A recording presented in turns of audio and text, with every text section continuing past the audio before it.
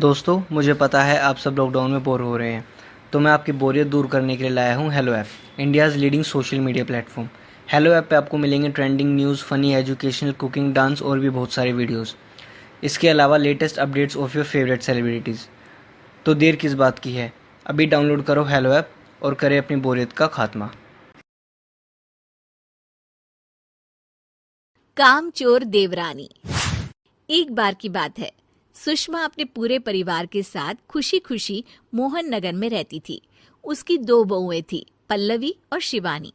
एक दिन दोनों बहुएं रसोई में काम कर रही होती है कि तभी उनकी सास सुषमा उन्हें बुलाती है। अरे बहू, जरा इधर तो आना।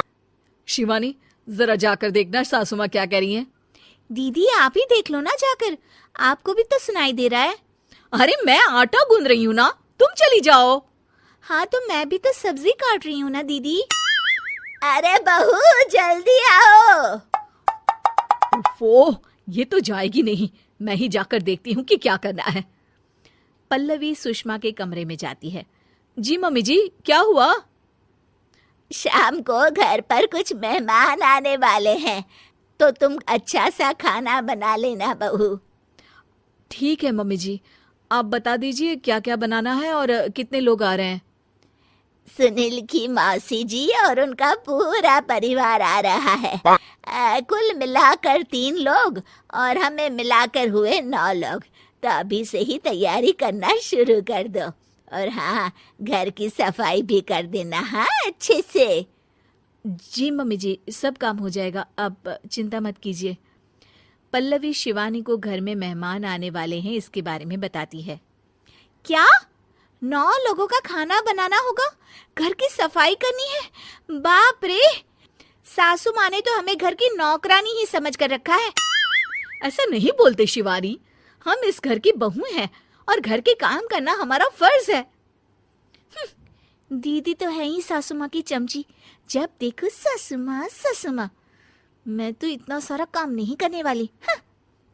शिवानी कपड़े लेकर गमला साफ कर रही होती है और चक्कर आने का नाटक करने लगती है।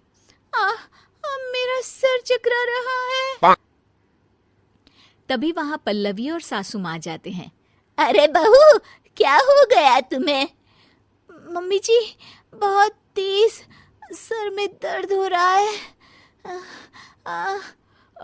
तुम एक काम करो शिवानी, आराम कर लो। नहीं नहीं दीदी, घर में मेहमान आने वाले हैं, मुझे आपकी मदद करनी चाहिए। अरे कोई बात नहीं शिवानी, तुम आराम कर लो, मैं सब काम कर लूंगी। ठीक है दीदी, अगर आप इतना कह रही हैं तो आराम कर लेती हूँ। शिवानी आराम से अपने कमरे में मैगजीन पढ़ रही होती है। इसे कहते हैं आराम की जिंदगी। इतना सारा काम।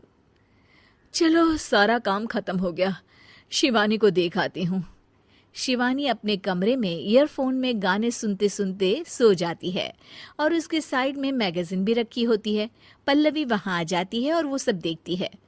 ओहो, तो मतलब सब काम चोरी का बहाना था। अभी बताती हूँ इसको। घर का सारा काम मुझे करना पड़ा और ये महारानी यहाँ मैगजीन पढ़ रही है, गाने सुन रही है। पल्लवी रसोई से एक प्लेट और चम्मच लेकर आती है और शिवानी को थाली बजाकर उठाने लगती है। शिवानी अचानक से उठती है। उठ गई महारानी, गाने भी सुन लिए, मैगजीन भी पढ़ ली। तुम तो बहुत बड़ी झूठी निकली शिवानी। तुमने सर दर्द का बहाना बनाया ताकि काम करने से बच सको। हाँ, बनाया बहाना, तो क्या करती? इतने सारे काम करती। मुझे कोई शौक नहीं है चापलूसी का। क्या चापलूसी? तुम्हें लगता है कि मैं सारे काम चापलूसी के लिए कर रही हूँ? नहीं तो क्या। तभी वहां सासू माँ आ जाती हैं।